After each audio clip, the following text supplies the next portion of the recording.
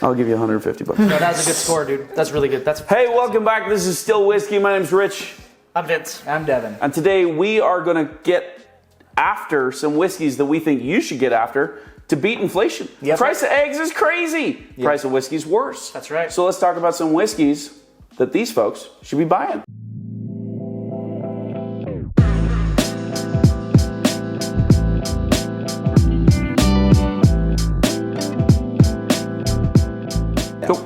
All right, so like Rich said, we all know money is getting a lot smaller in the grand scheme of everything, it feels like. So, and whiskey's going up. And whiskey prices are going up, yeah. We're not looking at you, High West. We're not, but we are. High West. I mean, Bland's for us went up to, it's now $80. Bland's is $80. Yeah, same price as each tail barrel proof. Oh, come on, dude. Like, it's insane. Yeah, it's out of control. So, we know things are going up. Some things are out of control. So, we wanted to find some bottles that still are great bang for your buck. And not only high proof, but like... You don't have to spend $100. That's true. Yeah. That's true. And I think that's important. You don't have to. Yeah. I think it's important. Can I go first? Sure. I'm going to go first. Yeah, so we want to include high proofs. We also want to include maybe some single barrels or include lower proofs, things like that, because we know everyone has different palates and what they like, so. Yep.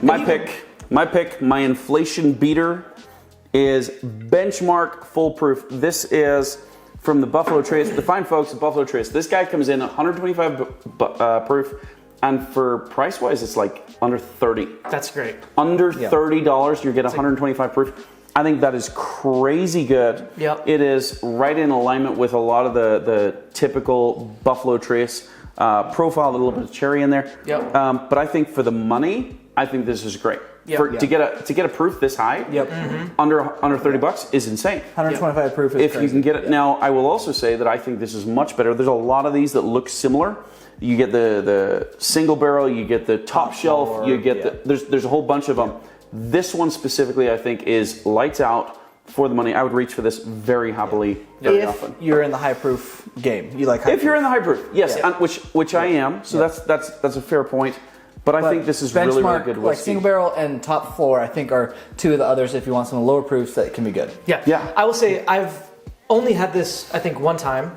And it was good. It did give me a slight headache. I'll just be honest. Sounds like you shouldn't have drank as much. I didn't drink a lot, but I, for one, is slightly more expensive, but still very much within. That's a really good pour. This is a great pour. I think it's about $50 or so. So rare breed. Rare breed. It's not that high. It's like 45. Yeah.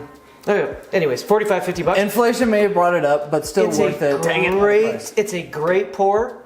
There's a lot of whiskeys that we could put in this episode. You could talk about Old Grandad 114 Bonded. You could talk about Old Grandad Bonded. Right. You could talk about Wild Turkey 101. This is a slightly elevated, but it is a great.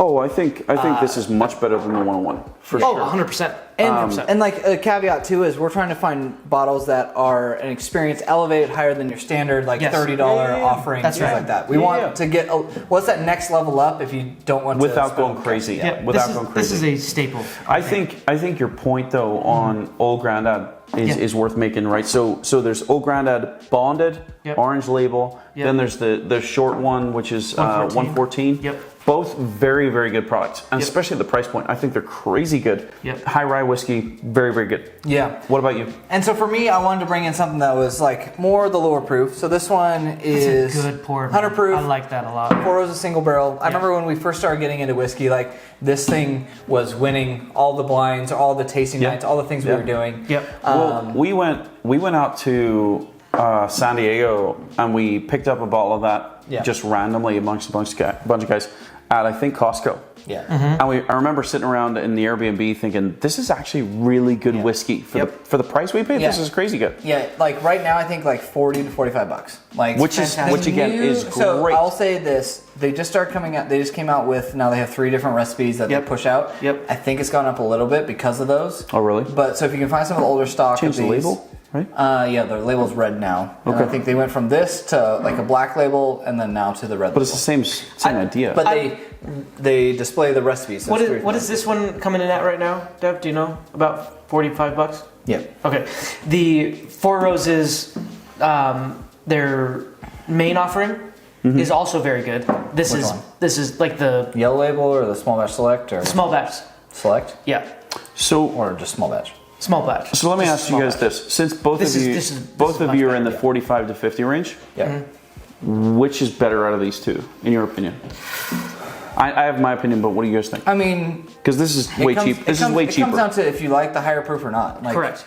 Like, I think for one that I would go to often is this one just is a staple for me. Like, in my shelf. Like, of 100 proof, great single barrel, easy and to it's get. really good. Yeah. I'll tell you my story. I turned to this one for sure more. Recently, I ran out of that and actually turned to this, and it was surprisingly, I was like, wow, that's really good. Yeah. It had been a minute since I had it, and I was like, dang, that's good. Yeah. So I would definitely go this over that, but that is So that's very good. both really great. What do you guys think of this? You're not sure because of the headache thing. Yeah. Is that right? I mean, it's a high proof. For the price, it's crazy. It's, yeah. I don't think you liked this initially. Am I right? Fine. You thought it was I'd fine? go these two over that for sure. Sure. But I think like if you see any of these But if on this the is shelf, half the price of these, Correct. yeah. I mean, you can't. It's a good, yeah, 100%.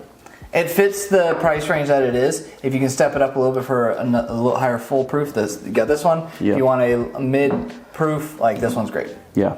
I think all of these options. Here's what I love about all three of these options actually, is that their prices haven't dramatically changed. Yeah. When we look at distilleries that have changed year over year over year, and the prices just seem to go up in leaps and bounds and bounds. Yeah. Some of them doubling in price in a year for the same product.